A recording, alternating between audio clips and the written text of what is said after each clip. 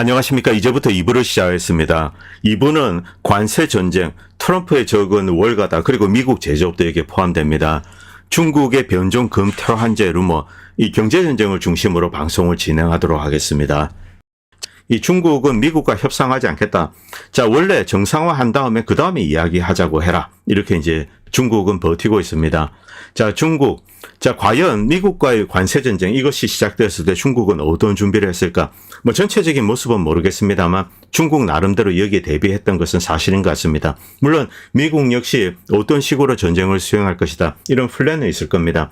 그런데 조금 자초한 것 같지만은 어쨌든 미국이 원하는 것은 중국과의 협상입니다. 제가 방송에서 쭉 이야기해 왔습니다. 뭐 지금 관세를 뭐 250% 때려가지고 뭐 끝장을 보자. 이런 것은 트럼프의 목표가 아닐 거라고 생각합니다.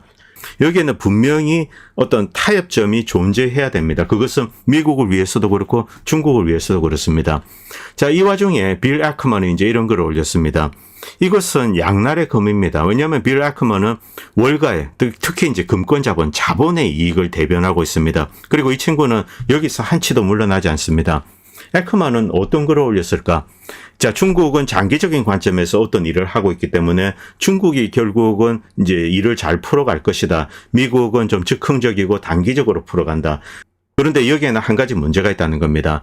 관세가 오래 지속될수록 결국 미국에 장사를 하려고 하는 회사들은 중국에서 조금씩 빠져나오게 될 거다. 미국 회사든 그리고 외국 회사든. 자, 그렇기 때문에 중국은 결국은 이제 피해를 입을 것이다. 그리고 나중에는 공장이 빠져나오게 되면은 회복 불가능한 피해를 입을 수 있다. 이런 이야기를 하고 있습니다. 그렇기 때문에 중국은 지금이라도 미국과 이제 협상에 나서야 된다. 결국 월가나 미국 백악관 이들이 원하는 것은 중국이 협상장에 나오는 겁니다. 협상장에 나오는데 그런데 여기에 월가와 트럼프의 이해관계 이게 조금 차이가 있을 수 있습니다.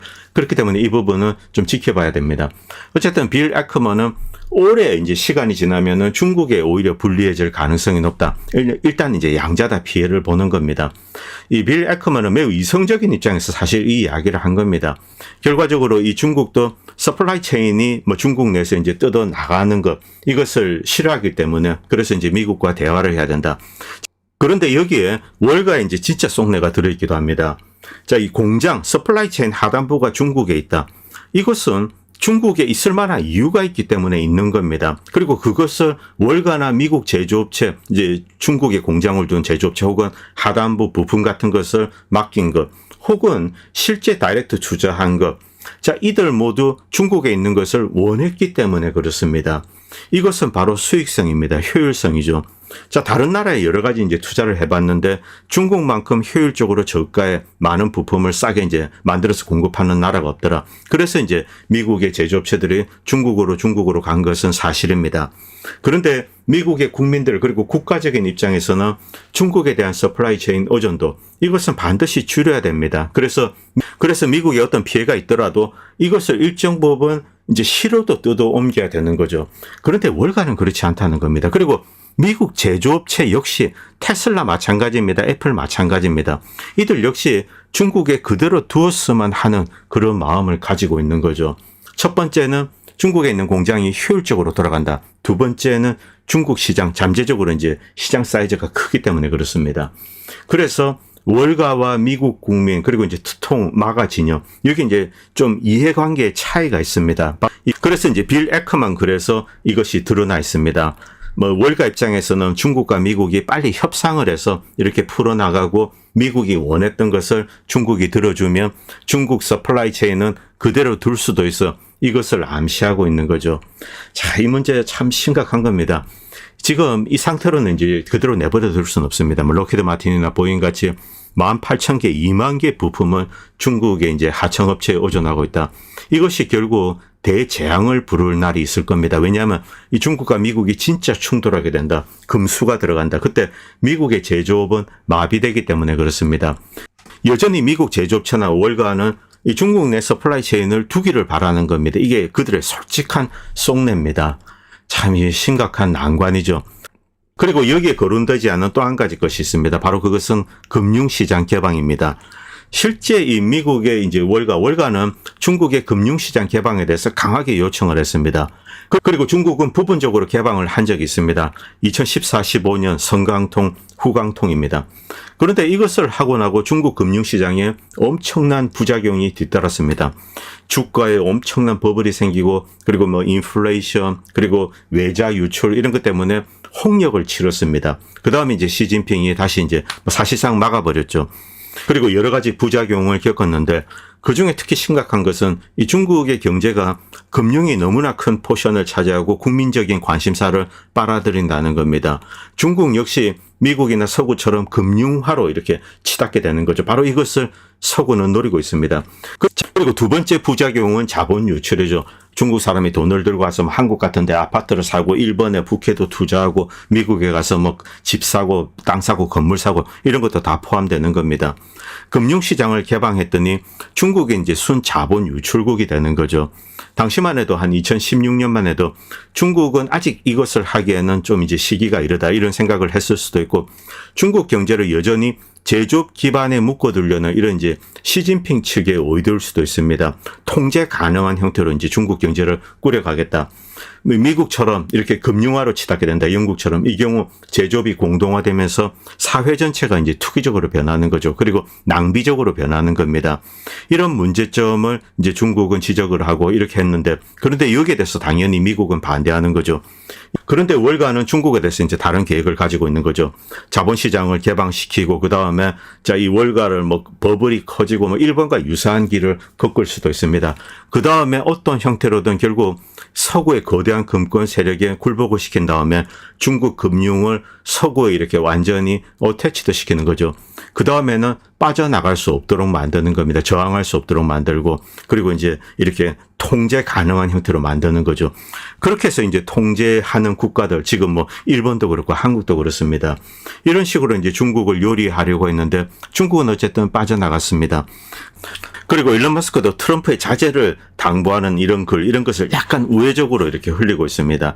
일단 일론 머스크는 관세 전쟁 자체를 반대하는 인물입니다. 트럼프 행정부 내에서 반대되는 목소리를 냈죠.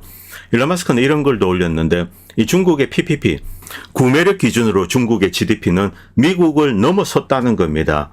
자, 여기서 중요한 것은 중국이 구매력이 큰 나라라는 거죠.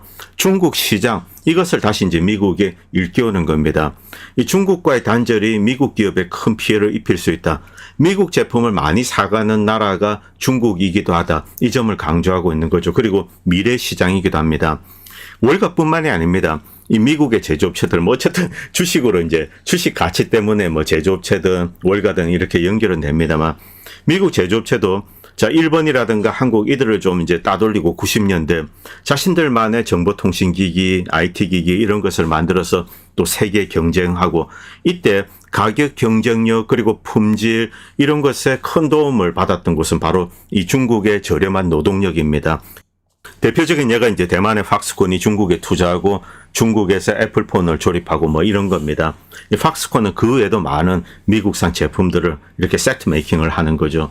일론 머스크 역시 중국에 이제 큰 공장을 지었습니다. 일단 이것 가지고 미국 내에서 그리고 이제 트럼프 행정부 내에서도 대립이 있는 것은 사실입니다. 그리고 베센트가 이제 자기 목소리를 좀 내기 시작했습니다. 그동안 어떤 무역 관련된 인물들 이들이 이제 앞에 서서 큰 소리로 이렇게 떠들었는데 이 재무장관이 쓱 나오면서 이제 좀 끼어들기 시작한 거죠. 이 트럼프를 조금 이렇게 누르는 겁니다. 이제 자제를 시키는 거죠. 이 베센트가 오늘 이런 이야기를 했는데 중국과 이제 즉각적인 합의를 촉구를 했습니다. 이대로 가면은 뭐 중국이 안 좋다 물론 이런 식으로 이야기를 합니다만 미국에도 안 좋은 것이 있기 때문에 이 중국과 빨리 합의를 해야 된다. 이 무역 전쟁에서 관세 전쟁에서 승자 패자를 따지는 거 이것은 한국의 유튜버들이 떠드는 그냥 바보 같은 짓이죠. 여기에 정확하게 승자도 없고 패자도 없습니다. 미국도 피해를 보고 중국도 피해를 봅니다. 그리고 그 수혜를 누가 누리게 되냐면은 일본이라든가 그리고 유럽 국가들이 누릴 가능성이 대단히 높은 거죠. 그렇기 때문에 미국은 중국과 어떤 방식으로든 협력을 하지 않을 수가 없습니다. 그 점을 베센트 장관은 강조하고 중국과의 이제 빠른 협력을 합의를 요구를 했습니다. 자, 그리고 베센트는 TV에 나와서도 몇 가지 좀 트럼프에게는 안 좋은 이야기를 했습니다. 사실 이런 이야기는 하면 안 되는데 트럼프 관세 주장 중에 일부는 과장된 거다. 뭐 예를 들면은 150%, 뭐 200% 이런 식의 이야기 이것을 두고 한 것 같습니다. 구체적으로 트럼프가 어떤 과장을 했는지 이런 것은 하고 있지 않습니다만 우리가 뭐 그냥 상식적으로 봐도 야 뭐 150% 이래 되면은 이건 관세가 아니죠. 그냥 무역 중단 조치입니다. 금수 조치죠. 어쨌든 베센트는 중국의 유화적인 발언들을 지금 쏟아내고 있습니다. 그리고 한국 언론에서도 보셨겠지만 뭐 애플이 아이폰 공장을 중국에서 뜯어서 인도로 옮긴다. 자, 이 기사를 보고 트럼프가 이겼다. 이제 중국 망한다. 이렇게 올립니다. 그런데 이 이야기는 7년 전에도 나왔습니다. 이 팀 쿡이 트럼프가 압박하자 자, 이 중국에서 공장을 뜯어서 이제 인도로 옮기겠다. 이런 이야기를 했습니다만 아무것도 하지 않았습니다. 립 서비스에 지나지 않죠. 지금 이 만약에 이제 애플이 아이폰 공장을 이렇게 인도로 옮기게 된다. 이때 숙련도에서 엄청난 차이가 나는 거죠. 미국인들이 아이폰을 사는 이유는 퀄리티입니다. 뭐 브랜드명도 있고 기능도 있습니다만 역시 가장 중요한 것은 퀄리티죠. 그런데 인도로 옮겼을 경우 일어날 이 품질 불량 문제, 이것은 말로 못합니다. 지금 뭐 미국의 IT 업체, 뭐 미국의 컴퓨터 제조사들, 뭐 델이라든가 이런 업체 컴퓨터 뭐 고장도 안 납니다. 휴리패커도 마찬가지고요. 자, 여기에는 이 중국의 어떤 숙련된 노동력, 이게 결정적인 기여를 했습니다. 미국 역시 잘 알고 있고, 미국 역시 그 제품으로 외국에 가서 유럽산, 뭐 일본산 이들과 경쟁을 할 수가 있는 거죠. 실제로 이 미국과 중국의 어떤 제조업 관련돼서 연관관계, 이것의 깊이는 이제 우리가 밖에서 보는 것과는 차원이 다릅니다. 오히려 미국 제조업 내에 있을 때 그때 이 깊숙이 알게 되는 거죠. 그리고 미국의 많은 이제 중소기업들도 자, 이들 뭐 중국, 미국 이런 네트워크와 또 그물처럼 이렇게 연결이 되어 있습니다. 그래서 이번에 이제 뭐 사실상 무역 중단 조치죠. 컨테이너 선박이 이제 이렇게 오고 있지 않습니다.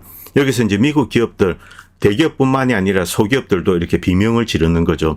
그리고 뭐 유통업은 말할 것도 없습니다. 뭐 월마트니 코스코니 저 이제 아마존 이런 데는 그냥 뭐 지금 트럼프에 대해서 노골적으로 비난을 하고 있죠. 이것 때문에 미국 소비자들도 이렇게 주머니를 닫고 있습니다. 뭐 어떤 일이 일어날지 알 수가 없는 거죠.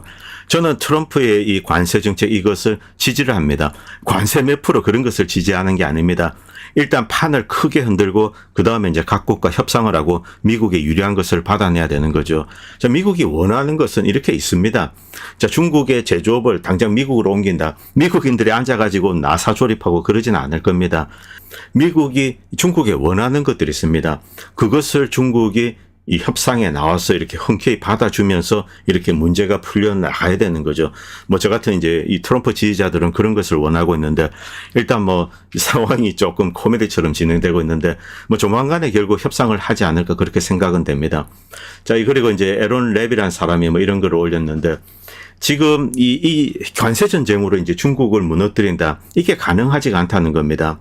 단순히 예를 들면은 이 중국인들은 밥하고 소금만 들어간 우유, 배추, 두부, 소금 들어간 소금국 이것으로 먹고 이제 일을 하고 그렇게 살아갈 수 있습니다. 그런데 미국은 그런 구조가 아니라는 거죠. 만약에 미국인들에게 밥에 이제 배추국 먹어라 그러면은 폭동 일으키고 약탈하고 뭐 난리가 날 겁니다. 이게 미국 사회죠. 인내심과 끈기에 있어서 미국인과 중국인은 비교할 수가 없습니다. 미국인들은 인내심 없습니다. 그리고 또 한 가지 중요한 것은 미국 기업이 아닌 다른 기업이 수혜를 누리게 된다는 거죠. 이 중국의 지금 이 서플라이체인 연결이 되어 있습니다. 여기서 어떤 문제가 생긴다.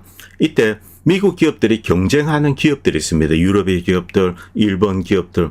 이들은 쾌재를 부르게 되는 거죠.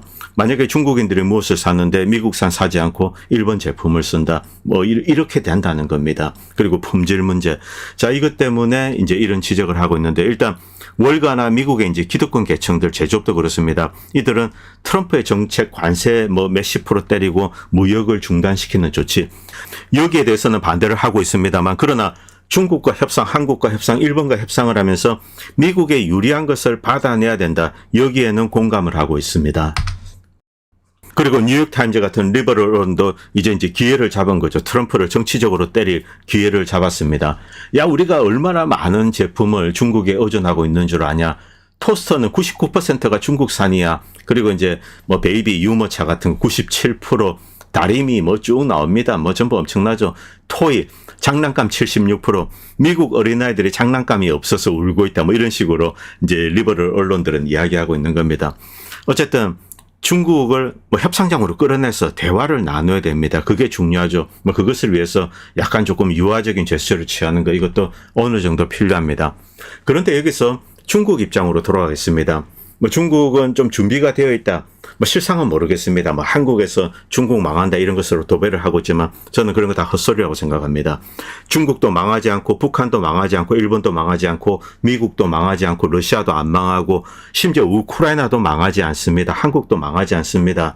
나라 망하는 게 무슨 애들 장난인 줄 아십니까? 이 망한다는 표현은 이 세계 어느 나라에서 자주 쓰는 표현이 아닙니다. 미국 사람들이 유튜브에 들어가가지고 중국 망한다, 일본 망한다, 뭐 영국 망한다 이런 이야기 한다고 생각하십니까? 그런 글 자체를 찾아보기가 힘듭니다. 누구 망한다 이런 걸 폭망한다 이런 거는 오직 이 한국 그리고 이제 중국 유튜브에도 이런 글이 조금 올라오고 있다고 합니다만 한국에 집중되어 있습니다. 일본 망한다, 뭐 중국 망한다. 그저 컴퓨터 앞에 앉아가지고 남 망하기를 바라고 고사 지내는 그런 나라 같습니다. 이 망한다라는 표현은 함부로 쓰셔서는 안 됩니다. 아무도 안 망합니다. 결국은 그들도 계속 살아남게 됩니다. 물론 어려움이나 공경 그리고 위기는 다 있습니다. 그런 것은 모든 나라에 다 있는 겁니다. 자, 어쨌든 중국은 여기에 대응을 하고 있습니다만 뭐 무역 투쟁, 뭐 전쟁이다 뭐 이런 식으로 지금 이야기를 하고 있는 거죠. 그런데 이 미중 간에 있던 무역 단절 이것은 이제 중국에게도 심대한 피해를 입히게 됩니다. 미국에게도 심대한 피해를 입히게 되죠. 그런데 이 중국은 만약에 미국이 멈추지 않는다 이런 시나리오를 가정할 필요가 있죠. 그리고 중국 나름대로 살 길을 찾기 위해서 뭐 브릭스라든가 이런 것을 만들고 있습니다. 자, 지금 이제 미국 진영 그리고 이제 중국 진영 크게로 이렇게 나눌 수가 있습니다. 뭐 브릭스 진영. 물론 여기에는 이렇게 양다리를 걸치고 있는 나라들이 많이 있죠. 미국이 중국과 다투니 유럽 국가들은 신이 났습니다. 그래서 이 중국과 더욱더 이렇게 관세 장벽을 낮추고 무역액을 늘리기 위해서 노력하고 있죠. 미국의 등에 칼을 꽂고 있는 나라가 또 서유럽 국가들입니다. 물론 러우전 때 서유럽은 당했습니다. 이번에 이제 역으로 보복하는지 그건 모르겠습니다만. 자, 지금 이 중국은 금을 계속 사모으고 있습니다. 어떤 핵폭탄 같은 카드가 있다. 그 중에 하나가 사실은 금태환제입니다. 물론 지금 이 신용화폐 시대, 뭐 법정화폐 시대, 뭔 이제 개풀 뜯는 소리냐, 금태환제 이런 것은 상상하기 힘듭니다. 그리고 이론적으로도 불가능합니다. 왜냐하면 신용화폐 이제 신용화폐로서 창출된 어떤 크레딧 이것이 너무나 커져 있기 때문에 이 세계가 누가 이제 금태환제를 한다고 해서 이게 한꺼번에 뭐 어떻게 되고 그럴 가능성은 없습니다. 이 금태환제 하는 국가를 박살을 내죠. 그러나 어쨌든 중국 그리고 러시아 역시 마찬가지입니다. 금을 지난 수년 동안 계속 축적해 두고 있습니다. 중국은 일반인들에게도 이제 금을 사모을 것을 장려를 했습니다. 그래서 어디 가면 뭐 기계에 뭘 집어넣으면 쌓이고 이런 게 있다고 합니다. 그리고 레버리지를 이용해서도 이제 금에 투자할 수 있다고 합니다. 반대로 한국 같은 경우 지난 수년 동안 어떤 일을 했습니까? 자, 이제 미국 주식 산다. 그래서 너나 할 것 없이 이제 달러로 바꿔서 미국 주식을 한국 이제 증권 계좌를 통해서 이렇게 샀죠. 이제 미국에 많이 투자를 했다는 겁니다. 만약 미국이 무너지면은 한국의 투자들, 뭐 일반 개미 투자도 큰 피해를 볼 겁니다. 자, 어쨌든 이 중국은 금을 계속 사모으고 있습니다. 그리고 아랍에미레이트 역시 마찬가지입니다. 러시아 그렇죠. 인도 역시 그렇습니다. 이들이 금에 집착하는 이유는 일단 미국이 무책임하게 달러를 찍어냈기 때문에 그렇습니다. 코비드 시작되고 지난 4년 동안 미친 듯이 돈을 찍어냈죠. 이것 때문에 금을 사모으도록 장려한 것, 즉 대응 차원이 있습니다. 일종의 이제 인플레이션 해지죠. 자, 그런데 중국은 그것과 별도로 어떤 국가적인 차원에서 금과 관련돼서 모종의 작업을 하고 있는 것은 사실입니다. 그리고 이제 금으로 이렇게 서포트되는 ETF, 이 거래 규모가 급증하고 있습니다. 특히 2025년입니다. 중국은 금 연계 ETF를 만들고 국민들에게 계속 장려를 했습니다. 자, 국민들은 쭉 사모으다가 이제 2025년 이제 무역 전쟁이 시작되니까 미친 듯이 이제 돈을 퍼붓기 시작한 거죠. 이건 역시 금이 오르는데 이제 큰 기여를 했습니다. 그리고 이 ETF는 놀랍게도 금에 그 실물에 그대로 투자하는 겁니다. 자, 어디 뭐 런던에 가서 미국에 가서 어떤 금융 상품에 이렇게 간접적으로 투자하는 게 아닙니다. 금을 다이렉트로 사는 거죠. 실물 가치와 딱 이렇게 매칭을 시켰습니다. 자, 이런 식으로 금에 대한 투자를 더욱더 이제 가속화하고 있습니다. 그리고 지금까지 일반 시민은 뭐 시민이라고 해봐 이제 계좌 규모가 크지 않죠. 소액이지만 레버리지를 쓸 수 있었습니다. 금에 대해서 뭐 100이면은 200치 금을 살 수 있었는데, 그런데 중국의 상업은행 커머셜 뱅크는 레버리지를 쓸 수 없습니다. 즉 앞에서 말씀드렸듯이 계좌 사이즈가 있으면 거기에 1대1로 금과 매칭이 된다는 거죠. 실물을 사들인다는 겁니다. 이런 식으로 금을 계속 사들이고 있죠. 이 중국의 이제 인민은행입니다. 인민은행은 300톤의 금을 미국에 보관해 두고 있습니다. 이것을 1년 반 전에 돌려달라고 이야기했는데 미국은 아직까지 돌려주고 있지 않습니다. 그냥 배째라고 뭐 그냥 차일피일 미루는 거죠. 그래서 미국에 진짜 금이 있냐, 이게 더 이제 우려스럽습니다. 그런데 여기서 이제 금 본위제 이야기가 나오고 있습니다. 미국의 어떤 이제 기축통화의 지위를, 달러의 기축통화 지위를 이제 크게 잠식할 수 있는 수단이다. 여기서 이제 중국이 금 본위제 이야기를 하는 이유는, 자, 이 위안화를 어느 정도 이제 리저브 커런시로서 만들고 그 포션을 확대하기 위한 것이 아닌가. 그런데 이 중국은 여러분도 아시겠지만 이제 무역으로 큰 돈을 벌어들이고 있습니다. 무역으로 큰 돈을 벌어들이고 있는데, 자, 이 기축통화국이 된다. 물론 뭐 미국을 대체할 수는 없습니다만 지금 당장은요. 그런데 이런 야심을 가지기 힘든 게 기본적으로 중국은 물건을 팔아서 수출을 하고 달러를 벌어들입니다. 여기서 위안화의 포션을 늘리기 위해서는 이제 위안화 위상을 끌어올릴 필요가 있죠. 그런데 미국이나 유럽처럼 조금 이렇게 무역 적자를 감수를 해야 됩니다. 그러나 중국은 가진 것이 그 제조 기반입니다. 뭐 유럽은 여러 가지 이제 눈에 보이지 않는 자산들이 있습니다. 미국 에너지 뭐 엄청나죠. 지적 자산. 그런데 중국은 팔 수 있는 게 바로 노동력이죠. 그리고 기술입니다. 제조 기술이죠. 이것을 중국은 미국의 이제 원유 매장량처럼 그런 것으로 만들고 싶어 하는 거죠. 이 국가 화폐를 서포트할 수 있는 것. 그래서 이제 여기에 금이 나오게 된 겁니다. 과거로 여러분 돌아갑시다. 뭐 대영 제국 시절 그리고 스페인 제국 시절. 이때 이들은 순수하게 무역 흑자국입니다. 그런데 금을 계속 빨아들이죠. 그리고 금에 의해서 서포트됩니다. 물론 이들 경제는 기본적으로 약탈입니다만 어쨌든 외국에서 계속 무언가를 가져오고 그리고 무역 흑자를 보고 있습니다. 그리고 그 무역 흑자에 대한 대금으로 금을 지불하죠. 그래서 이 영국 같은 경우 기축통화국의 지위를 유지할 수 있었던 겁니다. 무역 흑자를 보면서도. 스페인 역시 마찬가지죠. 그런데 미국은 이제 법정화폐, 신용화폐로 갔습니다. 그렇게 되면서 이게 이제 크게 달라지게 되는 거죠. 무역 적자를 보면서 막대한 양의 달러를 해외로 방출하고 또 이제 기축통화국 지위를 유지하고 동시에 페트로달러 체제도 유지할 수 있는 겁니다. 페트로달러 체제가 유지되기 위해서는 미국은 에너지를 수입해 줘야 됩니다. 혹은 최소한 미국의 에너지를 수출해서는 안 되죠. 그런데 이제 미국도 살기 위해서 석유를 수출해야 되는 그런 상황입니다. 그래서 이 페트로달러가 근본부터 흔들리게 되는 겁니다. 자, 그런데 중국이 근본위제를 채택할 가능성 아주 낮죠. 시대가 바뀌었습니다. 그리고 법정화폐가 창출한 신용, 이것은 인류의 유동성과 그리고 기술 혁명 그리고 수요 확대에 큰 기여를 했습니다. 투자 확대에도 큰 기여를 했죠. 이때 상당히 제한된 뭐 금태환제, 뭐 금본위제를 택한다. 이것은 경제의 어떤 유동성에 숨통을 조일 수가 있습니다. 그래서 실제로 그 가능성은 낮습니다만 여기서 거론되는 것이 하이브리드입니다.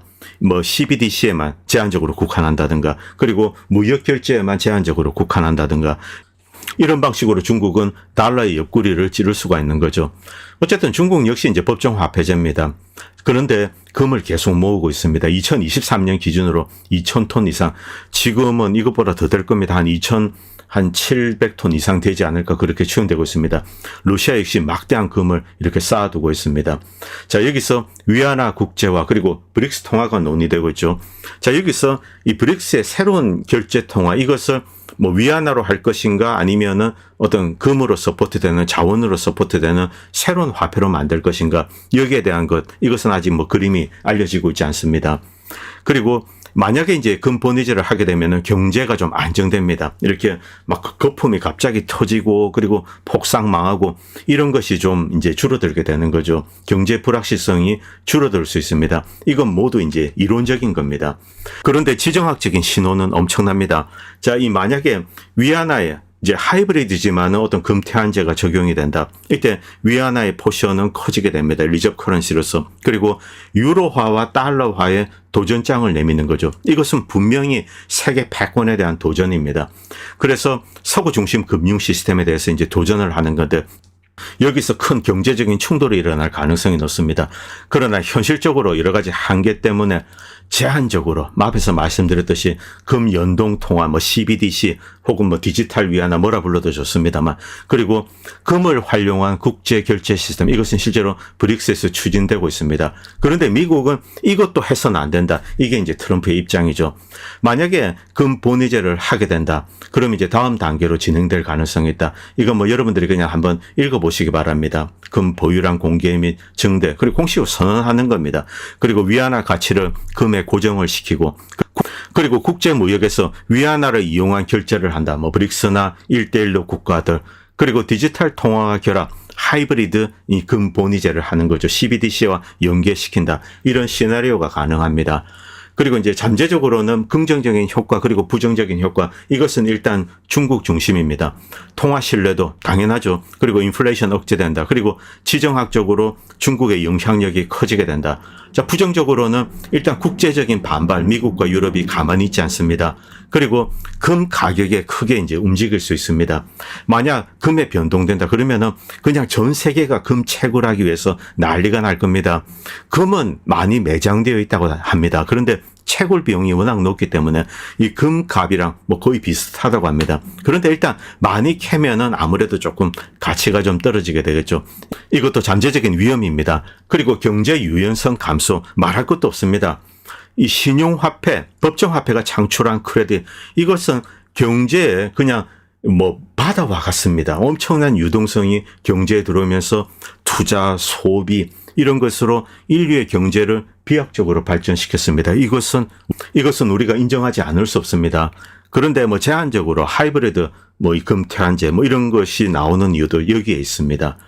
그리고 무역 불균형. 아무래도 위안화의 가치가 이렇게 안정되게 되면은 아무래도 이제 수출 경쟁력이 떨어지게 됩니다. 이것은 중국이 피할 수 없는 어떤 이제 치러야 될 대가죠. 자, 그리고 현실적인 대안. 금 본위제 대신에 금 활용 전략 이런 것이 있습니다. 일종의 하이브리드 금 태환제인데 앞에서 말씀드렸기 때문에 스킵하도록 하겠습니다. 그래서 이제 금 시장 영향력 증대. 자, 지금 현 단계에서 중국이 이런 것을 결정할 가능성은 저는 좀 낮다고 생각합니다. 물론 브릭스 관련돼서 일단 나왔기 때문에 금뿐만이 아니라 석유 그리고 히토류 중요한 희귀 금속들 자원 이것을 한꺼번에 뭉뚱그려서 어떤 이제 결제 통화를 만든다. 이것은 지금 브릭스에서 논의가 되고 있습니다.